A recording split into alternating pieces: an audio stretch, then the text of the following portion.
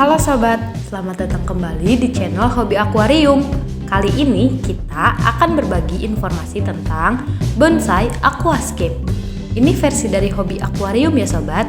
Sebelum lanjut, klik dulu yuk tombol subscribe dan loncengnya, biar sobat gak ketinggalan informasi selanjutnya. Bonsai aquascape sangat cocok untuk pemula yang menyukai bonsai.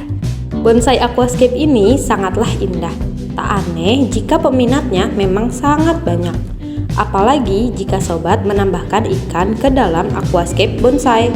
Aquascape bonsai menggunakan teknik seni dalam menata tanaman di dalam akuarium, ditambah dengan interior lampu dan juga terdapat ikan atau bahkan udang, membuat kesan alami seperti lautan yang luas. Ada dua seni yang digabungkan ke dalam tujuan yang sama, yaitu keunikan juga keindahan. Bonsai adalah tumbuhan yang kerdil sekali, biasanya ditanam ke dalam pot dengan tanah yang dangkal, agar akar tanaman bonsai dapat menonjol keluar. Untuk membuat aquascape bonsai diperlukan ketelatenan. Apakah sobat tahu? Tanaman bonsai dilambangkan sebagai keharmonisan yang berasal dari alam semesta, yaitu bumi, langit, dan juga insan. Simak nih sobat, inilah dia cara membuat aquascape bonsai. Pertama, sobat perlu menyiapkan bahan-bahan terlebih dahulu untuk bisa membuat bonsai aquascape. Bahan yang sobat perlukan untuk membuat bonsai aquascape adalah kayu atau akar santigi dan bisa juga ras mala. Sebenarnya sobat bisa memilih apa saja, yang terpenting adalah bentuk batang atau rantingnya yang sesuai. Sobat juga memerlukan batok kelapa untuk membuat bonsai aquascape. Batok kelapa ini digunakan sebagai media untuk mengikat moss. Selanjutnya siapkan lem super glue, gunting, dan juga benang. Serta yang tak kalah penting juga adalah moss, dengan jenis yang sobat sukai aja ya. Namun sobat perlu memerhatikan moss yang dipilih adalah moss yang sehat tentunya. Kedua, setelah semua bahan sudah dipersiapkan, sobat sudah bisa masuk ke tahap merakit. Untuk tahap merakit ini, sobat juga bisa menggunakan kreativitas sobat saja. Atur sesuai selera yang sobat inginkan. Kembangkan kerangka bonsai, bisa dengan model miring atau bisa dipilih yang lainnya juga ya sobat. Jangan lupa juga ditempelkan pada batu agar bonsai tidak mengambang ke permukaan.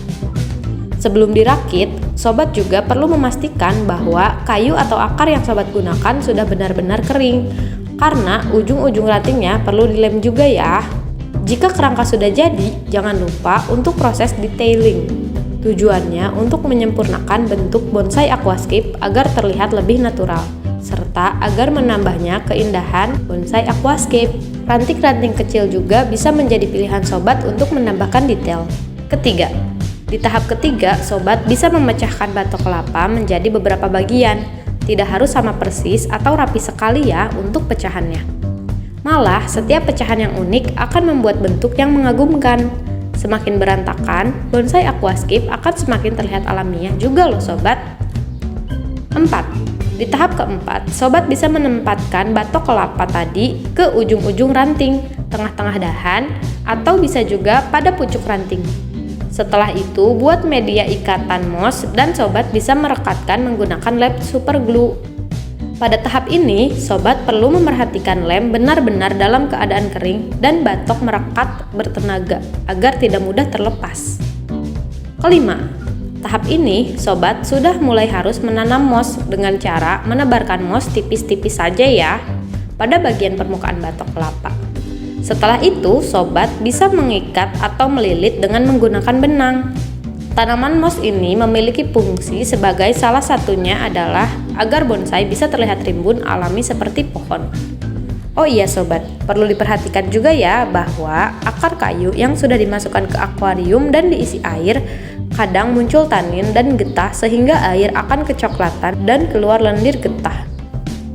Keenam, lilitkan moss pada seluruh batok. Namun dalam proses ini tanaman tidak boleh dibiarkan kering, karena kualitas tanaman bisa menjadi jelek, bahkan bisa membuat tanaman menjadi mati karena kekeringan. Untuk itu, sobat perlu menyediakan spray untuk sesekali disemprotkan pada moss agar tetap lembab. Ketujuh, Pada tahap ketujuh, sobat sudah bisa memasukkan ranting ke dalam bonsai aquascape. Atur posisi sesuai dengan selera sobat. Namun jangan lupa juga sobat perlu memperhatikan posisinya agar tanaman moss dapat terkena cahaya secara langsung. 8. Di tahap terakhir, sobat hanya perlu merawatnya saja. Untuk sobat, saya akan beritahu bagaimana sih cara perawatan bonsai aquascape. Sobat bisa merawatnya dengan cara mengganti air dan jangan lupa juga untuk injek CO2 atau karbon dioksida juga ya. Tunggu sekitar 1 sampai dengan 2 bulan. Bonsai aquascape akan terlihat rindang dan sobat tinggal menikmatinya saja. Namun, untuk perawatan bonsai aquascape sebenarnya bergantung pada tanaman yang sobat pilih. Berikut adalah hal-hal yang perlu sobat perhatikan dalam merawat bonsai aquascape. Pertama, suhu ideal. Suhu yang ideal diperlukan oleh bonsai aquascape. Jika sobat memilih tanaman moss, saya akan sarankan suhu di bawah 26 derajat Celcius. Hal ini bertujuan agar dapat menghindari kemungkinan moss menguning, yang bisa juga menyebabkan tanaman ini mati. Sobat juga bisa menambahkan kipas untuk bonsai aquascape, bisa dibeli di toko aquascape atau online shop. Sebaiknya ditempatkan di ruangan ber-AC ya sobat, agar suasana menjadi lebih sejuk. Kedua, menjaga kebersihan. Tanaman yang ada pada batang di dalam bonsai aquascape seringkali menjadi tempat sasaran alga untuk tumbuh. Maka dari itu, kebersihan harus tetap dijaga untuk menghindari alga dan hal-hal lainnya yang merugikan.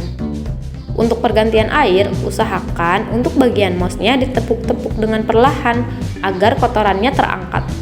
Ketiga, kebutuhan tanaman dipenuhi agar bisa hidup dengan baik dan berkembang. Selain itu juga, dengan memenuhi kebutuhannya, tanaman akan menjadi lebih cerah loh sobat. Keempat, perhatikan juga ya sobat untuk kepentingan CO2, nutrisi, dan juga cahaya.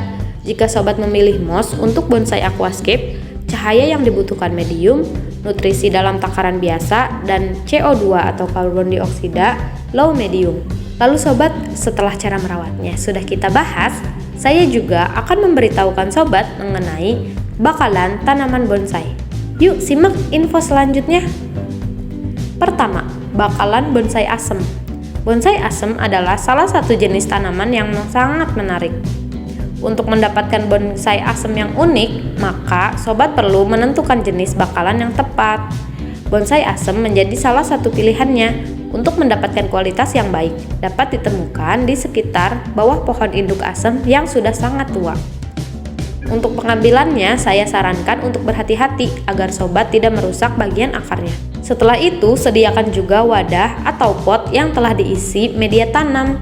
Setelah itu, tanaman bonsai ini dapat disiram dengan rutin setiap 2 kali dalam sehari. Lalu, sobat juga bisa menambahkan nutrisi ke dalamnya. Kedua, bakalan bonsai santigi. Untuk informasi terakhir, saya akan memberitahu sobat tentang bakalan bonsai santigi. Tanaman ini dapat dijumpai pada sekitaran pantai atau pada dataran yang menjorok ke laut. Tanaman ini sangat indah dan terlihat eksotis loh sobat. Tentunya hal ini dipengaruhi oleh jenis bakalannya.